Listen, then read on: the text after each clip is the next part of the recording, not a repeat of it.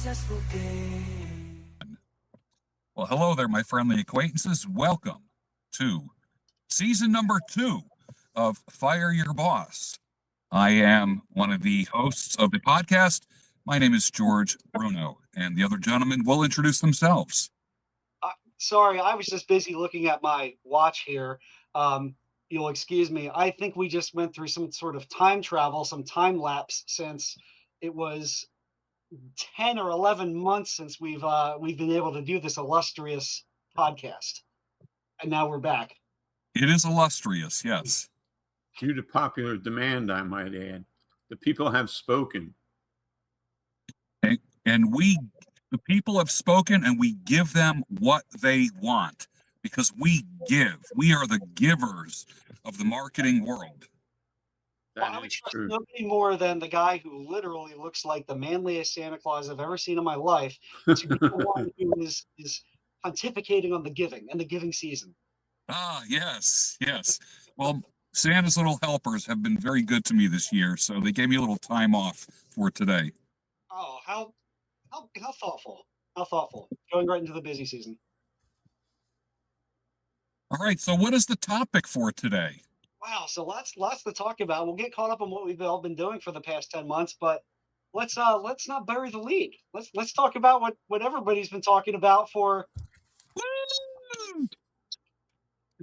Yeah, that's what I'm talking about. That is so cool. I love it. FYB, baby. Woo! In your face. It is the entrepreneurial must-read of 2026. It is. I got a text from Terry Cox today, and she bought a copy, and she wants us to all sign it for her. Done, Terry, done. Absolutely. Done, my dear lady. That's funny.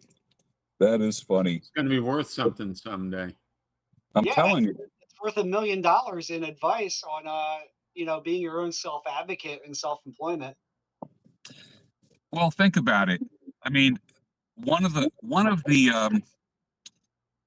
people that helped me actually say goodbye to my boss over 10 years ago was a gal on a YouTube channel who literally started podcasting and taught me how to make a living. And I gave myself 18 to 24 months to be able to leave my full-time job.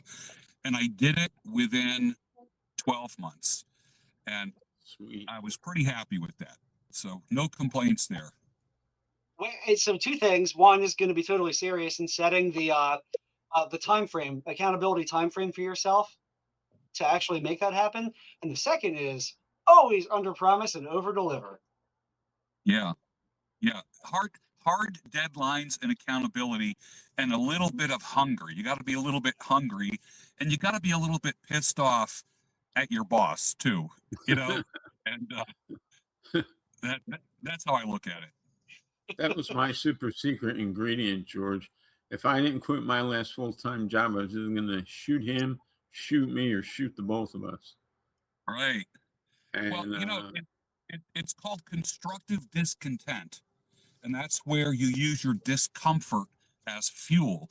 Rather than letting it discourage you, you use it to empower you. And I'll never forget Gary Vee many years ago talking about people who say, well, I don't have any time. And he says, get up 2 hours earlier, stay up an hour later. There's 3 extra days in your week. You have 15 extra found hours if you want to. So there you go. I couldn't agree with that more. And I do, for the most part, like and enjoy and have learned a lot from Gary Vee. I think he can dial back on the love for hustle culture. Yeah. I'm definitely more of a Tim Ferriss 4-hour work week kind of guy. Now, the reality is that for me, it lands somewhere in between. I would love to have the 4-hour work week. I don't think it's feasible right now. But at the same time, I'm not going to make excuses. I have, and my wife likes to say this, people pick and choose what they spend their time and money on. Typically, not that there's not enough of it. Even in some extreme circumstances, you're still picking and choosing and prioritizing. Right. Well, I like to view us as lifestyle entrepreneurs. I'm not going to be Jeff Bezos sleeping in a book warehouse, for 4 hours on the couch, and then be, packing books up and sending them out and making, twice daily trips to the post office.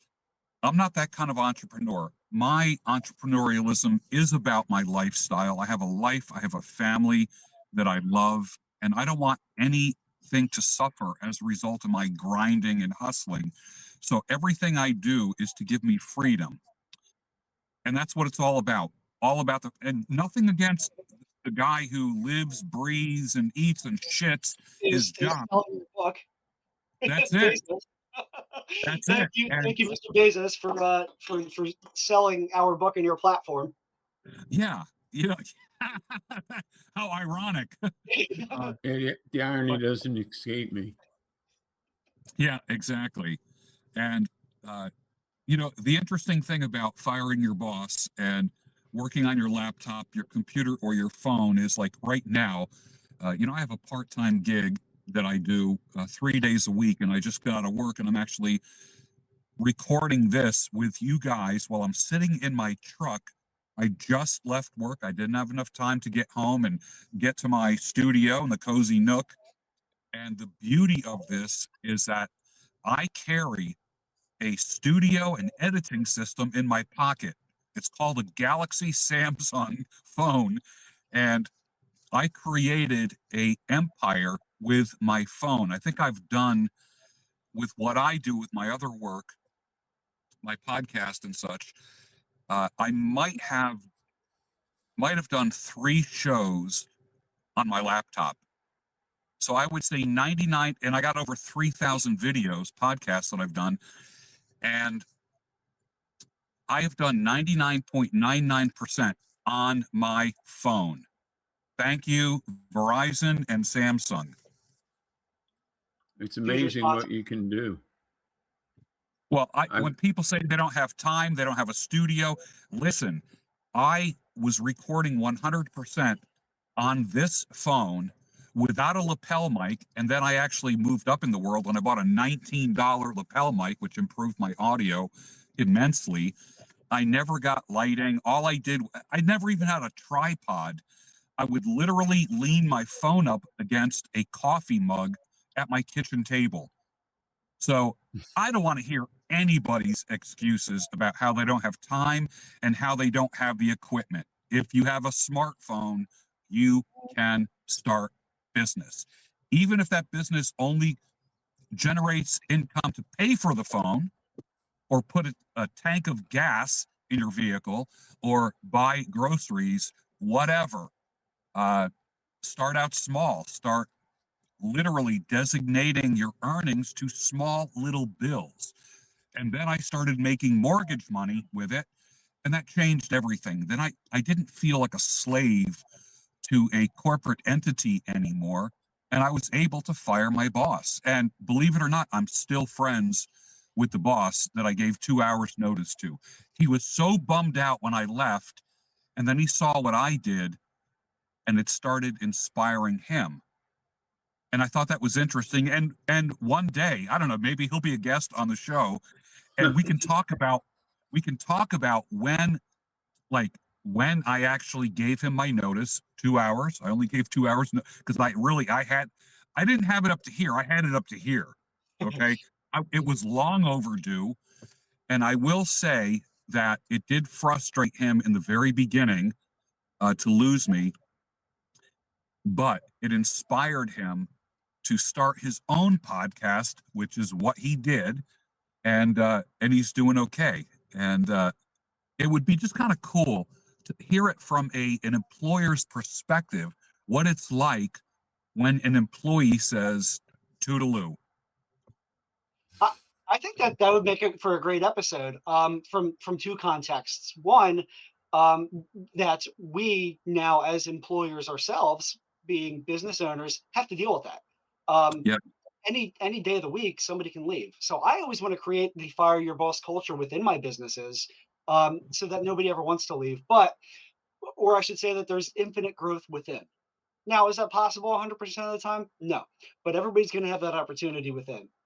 Second, and I do say this to Missy in my business, who She wants to have her own business, and she really does, and she does stuff outside of what we're doing, but most of what she does is internal with us.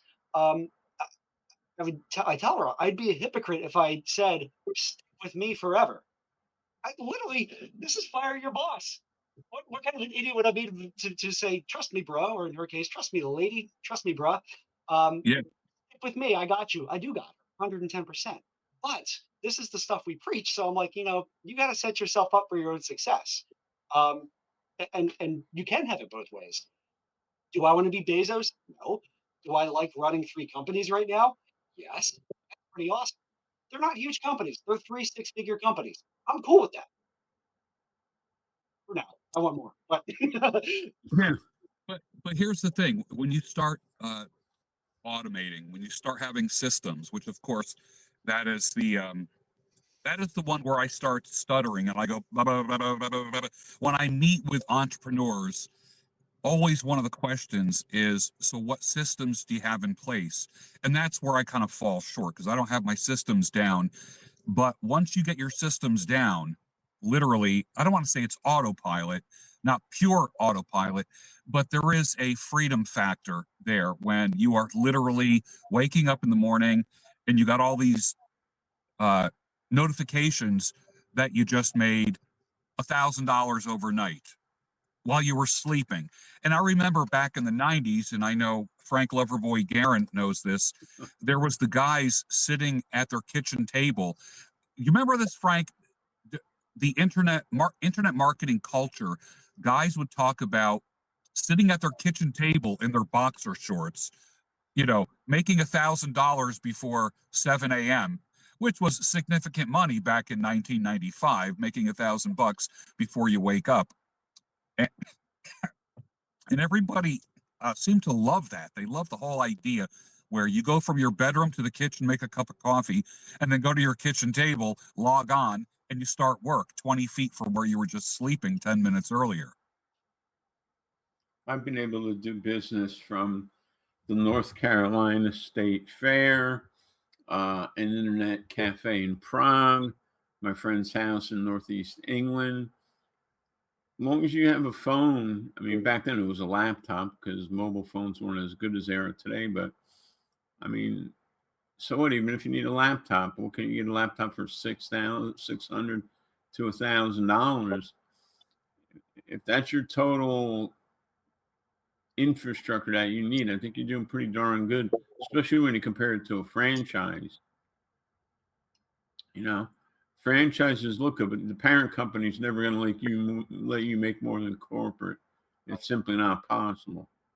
Right. And that's considered safe franchising. So none of that for me, please. Thank you very much. I'll take my chances. And that $600 laptop, you know how we roll, how I roll, especially with my well, I'm a little aggressive with the credit cards for my business funding, as you can see. Yeah. 0% credit card for that first year. Make the minimum payments, of course, but you can defer these expenses until the revenue's coming in. Yeah. So there's that. Now, Frank, what have you been up to for the past 10 months? Mostly working on land and my land business and getting divorced. So that was cool. That was definitely cool. At first I was like, oh my God, now I'm like, thank you. So that's good. Settled into my new bachelor pad here. I have a nice townhouse, mile and a half away from my kids. I've been working. The land stuff's crazy. We just did a deal about a week ago. 2 weeks ago, we bought for 30 or 35. 3 days later, we had an offer for 77. Cashed out inside of 2 weeks of owning it. It's insane. This is analogous to what residential real estate wholesalers do, but with land.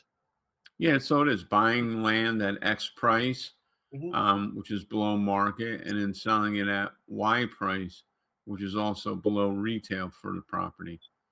60 to 80 cents on the dollar. You're going to sell stuff all day long.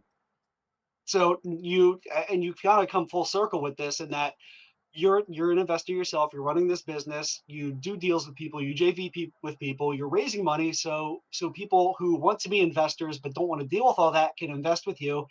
And now you're teaching it. Yes. Yep.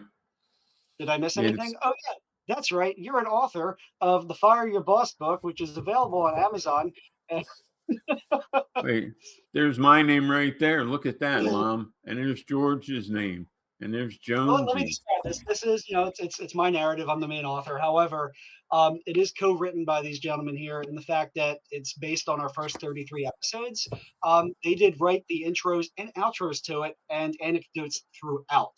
So, really, just a limitation on Amazon's side for self-publishing is that you can only name one author. But no, it really is. It's the work of free.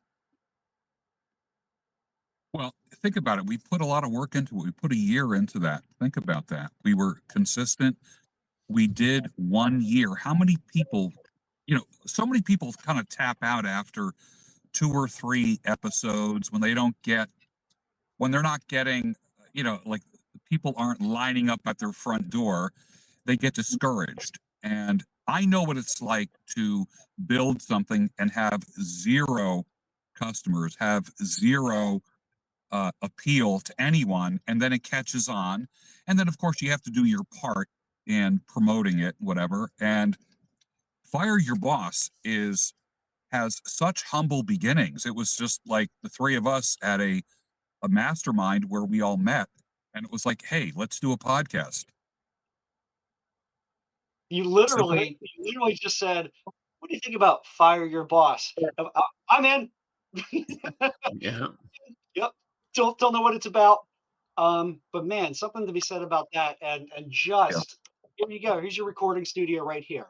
And here's my flex. We're on episode 34 now. During our time off, myself and another partner started another podcast. We're on episode 23, thus making me a 1% in podcast episode volume in the entire world because of how many people don't commit past episode 3. Right. Just record the damn thing. Yeah. Make it perfect later. Make it first.